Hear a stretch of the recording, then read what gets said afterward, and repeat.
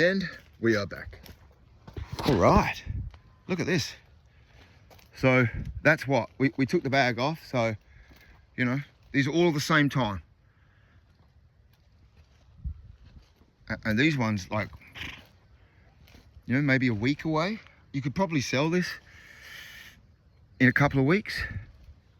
It's massive.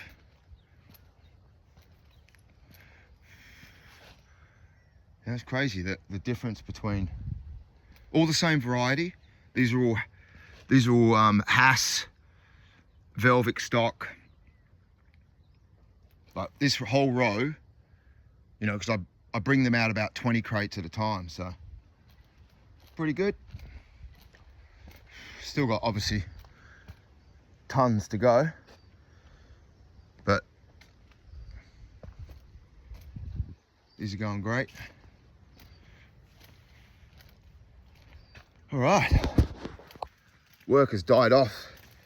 The grafting's nearly finished. The blueberries are finished, so there'll be like a little bit of a lull in between for me anyway.